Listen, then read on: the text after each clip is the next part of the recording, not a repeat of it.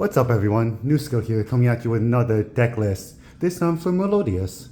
I just went to my local tournament, my local scene. I went 4-0 in a box set for the new Battle of Legends Terminal Revenge. As you can see here, I actually did get lucky enough to pull a Phantom Yubel, very hard to find, and honestly, probably gonna build a Yubel deck sooner or later, so stay tuned for that. I went 4-0 with Melodious. My opponents were in order, Memento, Virtual World, Branded, and Tenpai Dragon for last, so I didn't exactly have it too easy, but I managed to scrape by in 4-0, and I'm here to show you the deck. We'll start, of course, with our main cards. The monsters right here, like most deck lists, I'm running 3 of Refrain and 3 a couplet. This never ever changes. You need 3. Refrain's great for searching, couplets, couplet. You need them in pendulum zones. These never change. 2. I decided to run 3 of the Sonata. Sonata, free summon. Some people are running 2. I decided to run 3 here. What's called, sometimes you just need the extra fodder for your Herald Orange Light, which we'll get into later. I'm running 2 of the Soprano. 2's Manator as well. You can get away with 1, however, having 1 in deck, 1 graveyard, what's called very important for Baka plays, and in general, much safer to run 2. I'm running 1 of the Cannon. Cannon, some people choose to opt out. I choose to bring in because you'll see later, I'm running Babushka, and she's very important to put on your field for your Babushka lines, which honestly won me 2 games for free. I went through the entire combo, brought up Babushka, and I basically won. They were on the skill drain, they just immediately scooped. And next for the 3 1-0s, you have 1 Arya.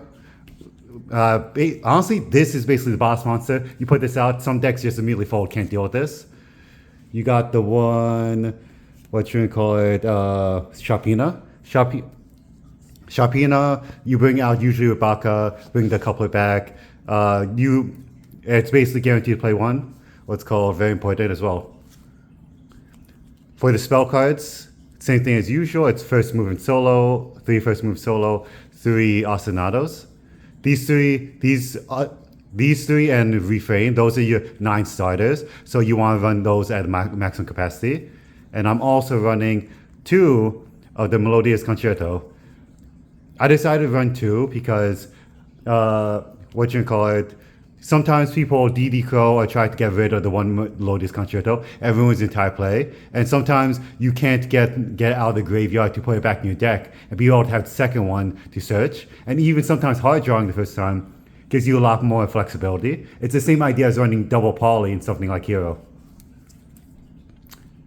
And out of that, we're going to go into our hand traps. That's your main thing. The best thing about this deck, in my opinion, is the fact that you're running, half your deck's main engine, the other half is hand traps and of the like, so you have a lot of flexibility. You got the 3 Herald Orange Light. This is another breadwinner. Herald Orange Light, starts Monster X, starts Ash Blossoms, and you can, Sharpina, you can actually, Sharpina, with her, you can send it back to hand not once per turn if you keep on bringing Sharpina back. It's incredibly broken and keeps them under hard lockdown. You got the 3 Ash Blossoms, normal, and then you got 2 Effect Failers, 2 Ghost Mourners, and 2 Ghost Ogres. I like to run these starting out. Sometimes I'll side deck out the Ghost Mourners and Ghost Ogres, depending. This did win me round 1 against Tenpai pretty strongly. They tried putting the field spell, and once I killed it, they basically had to pass turn, I won immediately. Ghost Mourner is good in general, sometimes for time, most of the time just to get the effect negate and stop your opponents in your tracks. And effect failure is effect failure. So I've been thinking about cutting 1 of these out to put 2 more of the other ones. But I decided this is a ratio that works best for me right now. And if needed, I go to my side deck to fix it, obviously. Those are the hand traps, and next you got the 3 Power Prosperity. I'm thinking of switches out for the other part, the one that banishes 10 cards face down. I do like Power Prosperity just because you pick the exact one. You can choose which extra you can to banish, since you do have a little bit of leeway in your extra deck in this deck. And it did perform. I got Ostinata on it more than once, and did help me actually finish the game out more than once. And for the 3 traps, 3 Infinite Imperms. Best hand trap out there. It doesn't run into triple tactics. It's just great all around, honestly.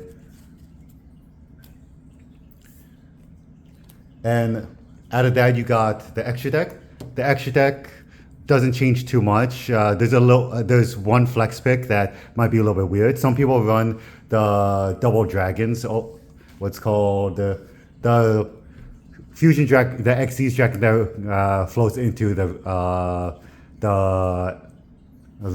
fusion dragon. I decided not to do that. This one I'm doing two of your boss monster right here. Honestly, she was the star of the show for a lot of this. Magnificat right here, once she hits the field, you dodge Nibiru, you dodge Evilly Matched, you dodge so many things. You want to get this out before turn 5. Usually you can get this within your 4th summon, which is honestly really, really good, and dodges more things that would make other decks crumble. You have to play 3 Bakas. Some people play this too. I play 3 because for long games it's very important. And even if you're going to your Babushka combo, you start out using 2 for that combo. So having the 3rd one as backup is really good if they manage to break through the Babushka. And Magnificat you can summon from your extra deck. So you're most likely going to end up summoning Baka, so you can even float back into Magnificat after this goes away. You have 2 Scubertas.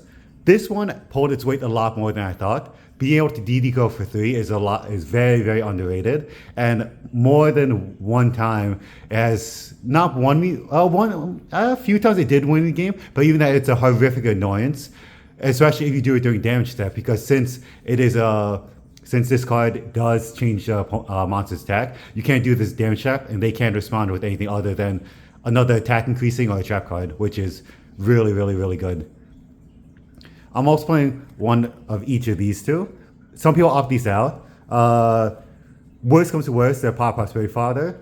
This one right here, actually, though, I did use in the 10 pie matchup to help stall and to clean up round 3. It can't be destroyed by battle. It pops the monsters you attack into it. It's occasionally useful, but it's good to have. This one too, have it just in case. Never went into it, but you never know, right? And for the one link of the archetype is right here. I've only went to her once. I did lose the game I went to her. She's a just in case card. You never want to go into her too early, because if you go into her and they Ash Blossom Effect Failure, you just discarded essentially 3 cards for nothing. And at that point you basically lost the game. I decided only to run 1 just because the odds are that you go into this twice after you linking 2 cards and then discarding 1 twice. You're probably winning at that point, and you can do it twice. And if you're forced to do a second time, you're probably out at that point anyway. There's no point in running 2, in my opinion. Those are main extra decks. And for the last 5, I got Gravity Controller. Gravity Controller is very important. Your Baka ends up getting Effect Failure, or if impairment, you have no other extensions. Send to graveyard, continue from there. You got the Chaos World right here. Goddess of Chaos World. I didn't go into her at all. She's more of a flex spot right now. She can be useful, but obviously it's kind of hard to go into her. She's mostly here for towers if they end up going into one. This right here, Agent Moon. She's for outing skill drains and of the like. If they ever get into those, didn't happen. This one right here, Lizardo, is very important.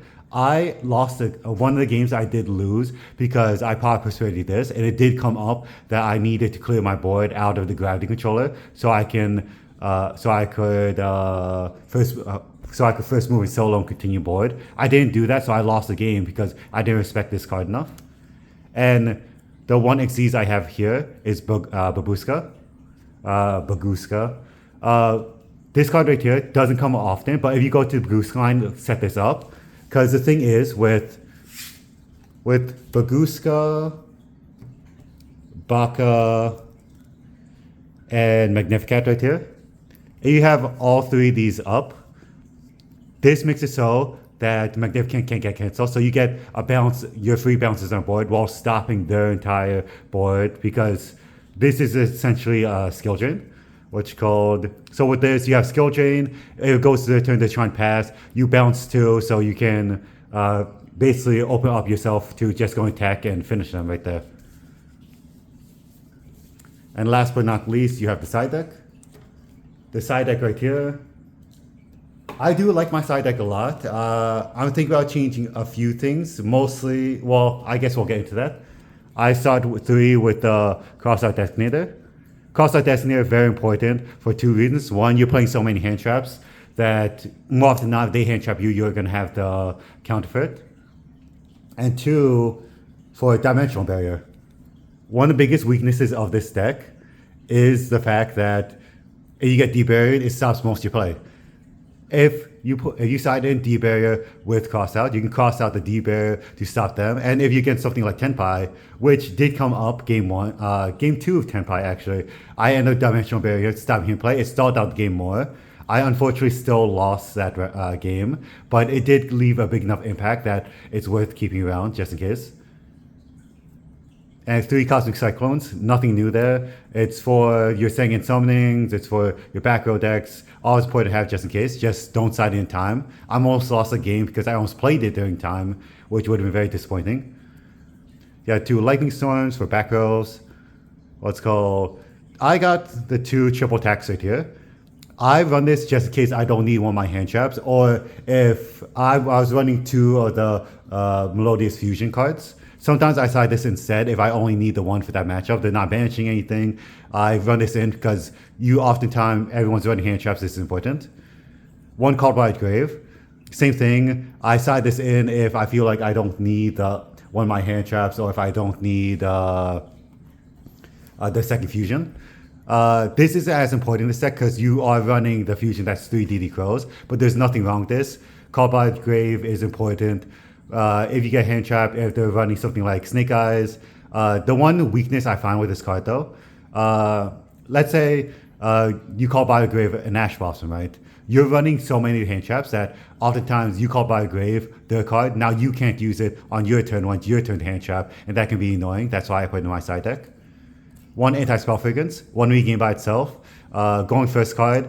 Oftentimes, if you can stop them with Anti-Spell Fragrance, what you call it, it won't even matter because they can't even play through their turn. You go to your turn, you don't even need your spell cards at that point. And last but not least, you got Temtem. Temtem's here for time. I won a game because of Temtem. I won off time. It was actually funny because that game I did almost Cosmic Cyclone to make myself lose on time. That would be very disappointing. But Temtem here, very important for those time situations. But you're not running Poly, so you're never going to get the second effect off. And that's it for the deck profile. This deck surprised me in so many ways. I'm a hero player at heart, but this deck is honestly very, very, very underrated. It's, well, maybe not underrated, it's underused because some people don't like pendulums. I suggest you give it a try if you don't, and watch out for it if you do see it. I might make a combo video if enough people request for it, just because this deck isn't as simple as one might expect. But we'll see you for next time. I hope you guys have a great day, and I'll see you around.